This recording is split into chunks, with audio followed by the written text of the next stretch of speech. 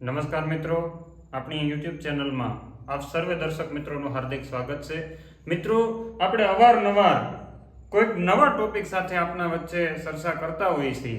આ ચર્ચા ખૂબ સારી અને હેલ્ધી રહે એના માટે થઈ અને આપના પ્રત્યુત્તરો પણ ધ્યાને રખાતા હોય છે. તો મિત્રો, ઘણા બધા ખેડૂત મિત્રોનો ટેલિફોન હતો કે હવે કેરીની અંદર કે આંબાની અંદર પિયત આપવું હોય તો પિયત ક્યારે આપી શકાય, અથવા તો આ જે કેરી છે એની માવજત કરવી હોય તો કેવી માવજત કરીએ તો જેથી કરીને કેરીનો વિકાસ ખૂબ સારો થાય અને આપણને ઉત્પાદન સારું મળે અને ખેડૂત છે એ ખુશી થાય.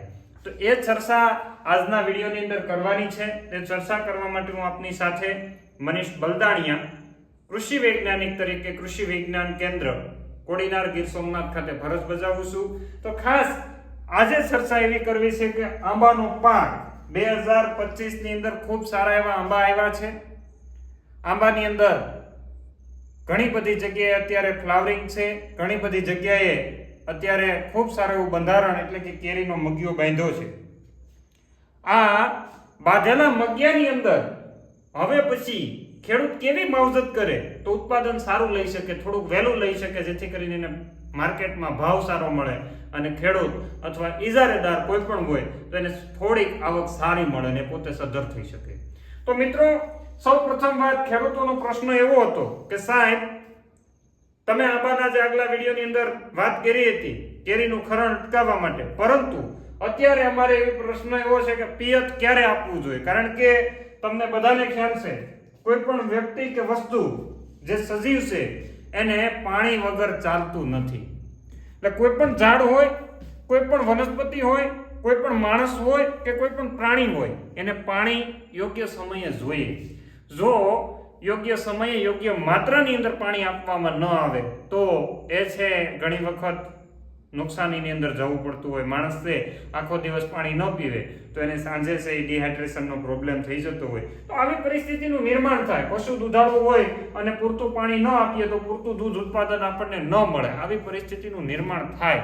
એમ આંબાના ઝાડની અંદર જો યોગ્ય સમયે સમયસર પાણી આપવામાં ન આવે તો ઘણીવાર કેરી છે એ લુવાટી જતી હોય છે, કેરી ખરી જવાના પ્રોબ્લેમ વધતા જતા હોય છે. આવું બધું થાય. એટલે હવે ખાસ તમારે ધ્યાને રાખવાનું છે કે હવે ગરમીનું પ્રમાણ ફેબ્રુઆરી મહિનાની અંદર ધીરે ધીરે વધતું જાય છે. હવે જેમ દિવસ ઉગશે એમ ગરમીનું પ્રમાણ દિવસે ને દિવસે તાપમાનની અંદર વધારો થતો જશે. રાત્રિનું તાપમાન તમે જોવો છો એમ ઠંડી બિલકુલ નહીવત થઈ ગઈ છે. તાપમાન ઉપર જવા માંડ્યું, ડાઉન એટલું બધું જતું નથી. તો આવી પરિસ્થિતિની અંદર બાષ્પીભવન એટલે કે પાણીનું જે છે એ નિસ્યંદન થતું હોય, ઝાડમાંથી પાણી છે ઉડી જતું હોય છે. તો આવી પરિસ્થિતિની અંદર આપણે ઝાડને પાણી ક્યારે અને કેટલું આપવું તો એ ખાસ અગત્યનું છે. ખાસ ધ્યાન રાખજો. પિયત ક્યારે આપવું તો જ્યારે સોપારી જેવડી કેરી થાય ત્યારે આપણે એને પિયત આપવાનું છે. સોપારી જેવડી જ્યારે કેરી થઈ જાય ત્યારે એને પિયત આપવાનું છે. તમને અહીંયા જે ફોટોગ્રાફ્સ કે વિડીયોની અંદર બતાવવામાં આવે એ રીતના જ્યારે સોપારી જેવડી કેરી થવાની શરૂઆત થઈ જાય. હવે બે કેરી એવડી થાય ત્યારે પિયત નથી આપી દેવાનું, પરંતુ 50-60% જેટલી કેરી આપણી સોપારીના સાઈઝની થાય ત્યારે આપવાનું છે. એ પહેલા પિયત નથી આપવાનું. એટલે ખાસ તમારે ધ્યાન રાખવાનું છે, સોપારી જેવડી કેરી થાય ત્યારે આપવું. હવે બીજું છે કે સાહેબ કેટલા દિવસે ને ક્યારે પાણી આપવું. ખેડૂતનો ઘણો બધા એવા પ્રશ્ન હોય. એ મિત્રો, તમારી જમીનની તાસીરના આધારે નક્કી થતું હોય છે. તમારી જમીન કેવા પ્રકારની છે, તમે કઈ જગ્યાએ આંબાનું વાવેતર કર્યું છે, આજુબાજુનું વાતાવરણ કેવું છે, એની ઉપર આધારિત રખાતું હોય. ડુંગરાળ પ્રદેશની જમીન હોય તો એને પાણી થોડું વહેલું આપવું પડે. જ્યારે કાળી માટીવાળી જમીન હોય તો એને પાણી થોડુંક મોડું આપો તો પણ ચાલે. એટલે જમીનની તાસીરના આધારે પણ જનરલી તાપમાન ને ધ્યાને રાખવા માટે આપણે છે 15 થી 20 દિવસના સમયગાળે પિયત આપવું જોઈએ. કેટલા? 15 થી 20 દિવસના સમયગાળે પિયત આપવું જોઈએ. હવે પાણી ઘટી જાય તો શું થાય અને પાણી વધી જાય તો શું થાય એની ચર્ચા કરી લઈએ. ક્યારે આપવું તો કે ભાઈ સોપારી જેવડી કેરી થાય ત્યારે આપવું, 15 થી 20 દિવસના સમયગાળે આપવું. પિયત ઘટી જાય, જો આંબામાં પિયત ઘટી જાય તો કેરીનું છે એ ઘણીવાર ખરણ થવાની શક્યતા, કેરી લુવાટી ગઈ આપણે એમ કહીએ. કેરી છે એને કડસલી પડી જાય, એના અંદરનો જે ગોઠલો છે એનો પૂરતો વિકાસ થતો નથી. પછી કેરી છે એ નાની રહેવાની સાઈઝ, કેરીની સાઈઝ છે નાની રહેવાની શક્યતા ઘણી બધી વધી જતી હોય. એટલા માટે થઈને પાણી છે એ સમયસર આપવું પડે અને પાણી ઘટે તો આ એટલા પ્રોબ્લેમ થાય. ઘણીવાર છે કેરીની અંદર રોગની પણ સંભાવના વધી જતી હોય છે, પાંદડા છે પૂરતું પ્રકાશ સંશ્લેષણ ન કરી શકે એવી પણ પરિસ્થિતિનું નિર્માણ થતું હોય. આવું થાય. વધી જાય તો શું થાય મિત્રો? પાણી અતિશય વધી જાય તો પણ કેરી ખરણની શક્યતા વધી જાય. એની અંદર એન્થ્રેક્નોઝ એટલે કે પછી એવી પ્રોબ્લેમ થાય, કેરી તો પાકી જશે, મતલબ કેરી તો થઈ જશે, પણ કેરી પાકતી વખતે કેરી ઉપર કાળા ધાબા પડવા માંડે. કેરી છે એ આપણે એને કાલવર્ણ નામનો રોગ તરીકે ઓળખીએ. કાળી થઈ જાય, પછી ત્યાંથી હળી જાય, એટલે કેરી અડધી પાકે અને અડધી કાચી રહે. એટલે પાણી વધી જાય તો કેરી મોળી થઈ જાય, કેરીની અંદર સુક્રોઝ, ગ્લુકોઝ, ફ્રુક્ટોઝ આ બધાનું પ્રમાણ ઘટવા માંડે. ઉપરાંત કેરીની ઉપર કાલવર્ણ નામનો રોગ એ થઈ જાય અને કેરી છે પૂરતી પાકતી નથી, જેના કારણે આપણી કેરી પછી કોઈ ખરીદે નહીં ને આપણને બજાર ભાવ મળે પણ નહીં. આવી પરિસ્થિતિ પાણી વધી જાય તો થાય. નહીતર ઘણા વજન પકડાવવા માટે પાણી આપે. મેં ગયા વર્ષે બગીચાની અંદર અમે આંબાવાડીયામાં આટો મારી, મન કે વજન સારું આવે ને, પણ આ પાકશે નહીં. એટલે એવી પરિસ્થિતિ ન થાય એનું ધ્યાન રાખવું. બીજું, ફળના વિકાસ એ સૌથી અગત્યનો છે. પાણીની વાત પૂરી કરી. ફળનો વિકાસ સૌથી અગત્યનો છે. ફળના વિકાસ માટે ખેડૂતે શું કરવું જોઈએ? તો મિત્રો, તમે બધા અત્યાર સુધી બહુ સારા એવા પંપ છાંટ્યા, ફૂગનાશકો છાંટી છે, જંતુનાશક દવા મધ્યાના નિયંત્રણ માટે છાંટી છે. તો હવે ફળનો વિકાસ પણ જરૂરી છે, કારણ કે તમે બધાએ પ્રોક્લોબ્યુટાઝોલ મન ભરીને પાયું, આંબા મન ભરીને આવ્યા અને એક લીંગરાની અંદર 5-5 કેરીઓ ક્યાંક બાંધી છે, ક્યાંક 10-10 કેરીઓ બંધાણી છે, ક્યાંક એનથી વધારે કેરી બંધાણી છે, કોકને બબે હશે. એમાં કંઈ આપણે એવું નથી કહેતા કે એટલી જ આવી, નહીં તો કોમેન્ટ લખશો કે અમારે તો બબે જ આવી. એટલે મેં જોયું છે ત્યાં સુધી ઘણી બધી કેરીનું સારું એવું બંધારણ થાય, પણ એ ખાખડી જે છે એ ખરી જવાની શક્યતા વધારે છે. ખરે નહીં એના માટે થઈને એને ખોરાક જરૂરી છે. ખેડૂત કોઈ પણ હોય, કોઈ પણ પાકનું વાવેતર કરતું હોય, ફોન કરે એટલે એ જ પૂછે કે આમાં દવા કઈ છટાય. ભલા માણા, બધું દવાથી થતું હોતા દુનિયાની અંદર બીજું તમને કોઈ પૂછવા જ ન આવે. તમારું અનાજ કોઈ ખરીદત જ નહીં, તમારી કેરી કોઈ ખાવા જ ન માંગે જો દવાથી બધું બની જતું હોય તો. તમે એમ પૂછો નહીં કે આનું પોષણ વ્યવસ્થાપન કઈ રીતના કરી શકાય. તમે કોઈ પણ ને જઈને પૂછશો કે આને દવા કઈ છટાય, એટલે દવા જ ભલામણ કરવાનો છે. એને પોષણ પણ જરૂરી છે, ખોરાક જોઈએ ને એને. તો એના માટે થઈ અને કેરીનું સારું બંધારણ અને કેરીનો સારો વિકાસ થાય એના માટે થઈને 05234 એનો આપણે છંટકાવ કરવાનો છે.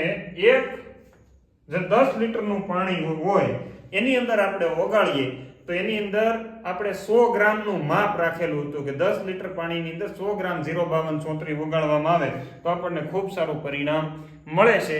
એની જગ્યાએ આપણે સપોઝ લઈ લઈએ કે ભાઈ 1000 લીટર પાણી લઈ લીધું, તો 1000 લીટર પાણીની અંદર આપણે જે ખેડૂતોનો ગયા વર્ષનો અનુભવ લીધો હતો એ પ્રમાણે 3 થી 4 કિલોગ્રામ જેટલું 05234 એટલે કઈ ઝાઝું નથી કહેવાતું, યાદ રાખજો. કારણ કે 10 લીટર પાણીમાં આપણે 100 ગ્રામ, 100 લીટર પાણીની અંદર આપણે 1000 ગ્રામ એટલે કે 1 કિલોગ્રામ નાખવું જોઈએ. એની જગ્યાએ 1000 લીટર પાણીની વાત કરી, 1000 લીટર પાણીની અંદર આપણે 3 થી 4 કિલો 05234 ના છંટકાવની વાત કરીએ છીએ. સારી કંપનીનું સ્ટાન્ડર્ડ 05234 પ્લસ માઇક્રોમિક્સ ગ્રેડ 4 કે જે આપણે કદાચ મેક્સિમમ 100 થી 150 ગ્રામ નાખી શકાય, એ પણ ખૂબ સારું છે.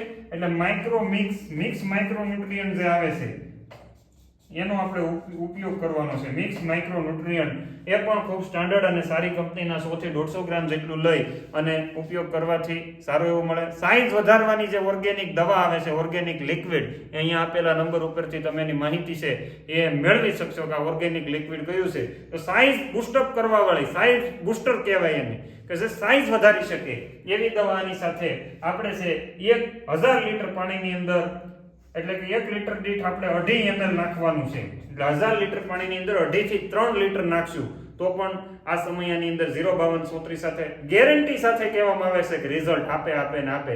પરંતુ એનો આપણે ઉપયોગ છે ખાસ કરીને ઘણા બધા ખેડૂત મિત્રો છંટકાવમાં કરે છે, પણ મારી ભલામણ એવી છે કે ને એક ઝાડ દીઠ જો 40 ml પાઈ દેવામાં આવે તો પણ ખૂબ સારું પરિણામ મળે છે. એટલે જો આ વ્યવસ્થિત 05234 મિક્સ માઇક્રોન્યુટ્રિયન્ટ અને નીચે પાણીની અંદર જે બે ઓર્ગેનિક લિક્વિડની આપણે વાત કરીએ છીએ એ સાઈઝ વધારવા માટેના જે લિક્વિડ છે એ 40 ml એક ઝાડને જો પાવામાં આવે તો હું તમને ખાતરી આપું છું કે 20 દિવસ તમારી કેરી અગાઉ નીકળી જશે અને આ કેરીનો ભાવ પણ તમને સારો મળશે અને કેરીની જે આમ ટકાઉ શક્તિ કહી શકાય કે લાંબા સમય સુધી કેરી સાચવી શકાશે. એટલે એ લિક્વિડ છે એ તમને અહીંયા નંબર આપેલો છે, એ નંબર ઉપરથી કોન્ટેક્ટ કરશો એટલે ત્યાંથી મળી જશે. એટલે ફળના વિકાસ માટે 05233 ખાસ અગત્યનું છે, કારણ કે જે ખેડૂત મિત્રોએ મગફળીની અંદર, ચણાની અંદર જે 05233 ના રિઝલ્ટ લીધા તો બાગાયતની અંદર કેમ નહીં, તો એ પણ ખૂબ અગત્યનું છે. એટલે પાણી દ્રાવ્ય ખાતરો છે 05233 ને મિક્સ માઇક્રોન્યુટ્રિયન્ટનો ઉપયોગ કરવાનો નહીં ભૂલતા. એ સિવાય ખાસ કરીને ખરણ ઘટાડવાની વાત આવે તો એની અંદર પણ આ ખૂબ અગત્યનું જે સાઇઝ બૂસ્ટર છે એ પણ ખૂબ અગત્યનું ફાયદાકારક થશે. આ નામ સર્ચ કરવાથી ક્યાંય તમને નહીં મળે, કારણ કે મારે એનું નામ નથી આપવું, એટલા માટે જ મેં તમને અહીંયા નંબર આપી દીધો છે. આપણે કોઈનું એ કહેવા નથી માંગતા, પણ સાઇઝ વધારવા માટેનું લિક્વિડ ખૂબ સારું છે. આપણે ગયા વર્ષેનો અનુભવ લીધો તો તમારે લેવો હોય તો એ નંબરનો સંપર્ક કરજો, જેના કારણે ખરણ પણ ઘટી જશે. બીજું મિત્રો, આની સાથે આંબાનું પાંદડું છે એ ખાસ કરીને જોઈએ તો લીસું હોય, ખરબચડું હોય, એમાં પાણી નીચે ઉતારવું, અંદર ઉતારવું એ ખૂબ અગત્યનું છે. પાણી અંદર ઉતારવા માટે આની સાથે સ્ટીકર નાખવું પડે. એ સ્ટીકર ખૂબ અગત્યના છે, જે પેનિટેટર તરીકે ઓળખાય. કે કોઈ પણ પાંદડું હોય, આ રીતના પાંદડું છે તો એની અંદર દવા ઉતરવી જોઈએ. પાંદડી દળીને અહીં નીચે ન વહી આવવી જોઈએ, અંદર ઉતરવી જોઈએ. એના માટે થઈ અને સારી કંપનીના સ્ટાન્ડર્ડ સ્ટીકર પણ તમારે વાપરવા જરૂરી છે. એ સિવાય જો સ્ટીકર નથી વાપરવું તો લીંબોળીનું તેલ, કે અત્યારે ખૂબ હાઈ પાવર વાળા, હાઈ ટકાવારી વાળા, જેની અંદર 9-10% આવતું હોય, અમુકની અંદર જેને પીપીએમ માં જોઈએ તો 9000, 10000 પીપીએમ, લાખ પીપીએમ સુધી પણ આવે છે, 90000 પીપીએમ સુધી પણ નીમ ઓઇલ આવતા હોય. તો આ 90000 લાખ પીપીએમ વાળા નીમ ઓઇલ છે એનો પણ તમે જો ઉપયોગ કરો તો સુસિયા જીવાત, ખાસ કરીને કેરીનું જે ખરણ વધારે છે, તો કેરીને આખી કડવી બનાવી દે, જેથી કરીને કેરીનું ખરણ નહીં થાય, સાથે સાથે એની ઉપર જીવાતનો એટેક નહીં થાય. જે તમને ખાસ કરીને જે સોનમાખી છે એનો જે પ્રોબ્લેમ થતો હોય, જેના કારણે કેરી બગડવાની શક્યતા વધી જાય, તો એ સોનમાખી માથે બેસી જ નથી શકવાની, કારણ કે કેરી આખી કડવી થઈ જાય, ઝાડ આખું કડવું થઈ જાય. તો એ પણ તમને ફાયદો થશે. એટલે નીમ ઓઇલ 1000 લીટર પાણીની અંદર 1.5 લીટર થી 2 લીટર સુધીની જો ક્વોન્ટિટીનો ઉપયોગ કરવામાં આવે, જે મેં કીધું એ પીપીએમમાં હોય તો ખૂબ સારું પરિણામ મળવાની શક્યતા છે. વધારે તમને પ્રશ્ન હોય તો મારો નંબર તમારા સુધી હશે, ન હોય તો તમે સમય મર્યાદાની અંદર સવારે 9:30 વાગ્યાથી લઈને બપોરે 12:30 વાગ્યા સુધી અને બપોર પછી 2:30 વાગ્યાથી લઈને સાંજના 6 વાગ્યા સુધીની અંદર તમે અવશ્ય કોન્ટેક્ટ કરી શકો. એ પહેલા એક બીજી વાત કે ક્યારેક ફોન બંધ હોય, ક્યારેક મીટિંગની અંદર પરિસ્થિતિ હોય, તો એવું નથી, નાસીપાસ નથી થવાનું, તમારો ફોન બંધ છે. અને વોટ્સએપની અંદર અઢળક લોકો મેસેજ કરે છે, બધાને જવાબ આપવા પહોંચાતું નથી. એટલે એ બદલ દિલગીરી છે, કારણ કે હું કોઈ એવા માણસ રાખતો નથી ને મારે પોહાય એમ પણ નથી, બરાબર. પણ આપણી બનતી કોશિશ એવી હશે કે તમને બધાને જવાબ આપવામાં આવે. તો એ પહેલા મારો નંબર નોંધી લો, 70 47 00 52 34. તમને જ્યારે પણ આંબાવડિયાનો બીજો કંઈ પ્રશ્ન હોય, ઘણાને પાંડીનો પ્રોબ્લેમ હશે, ઘણાને આંબા જતા રહેતા હશે, આવો પણ પ્રશ્ન હોય તો તમે અવશ્ય અમારો કોન્ટેક્ટ કરી શકો છો. અસ્તુ, આભાર, જય હિન્દ, ભારત માતા કી જય.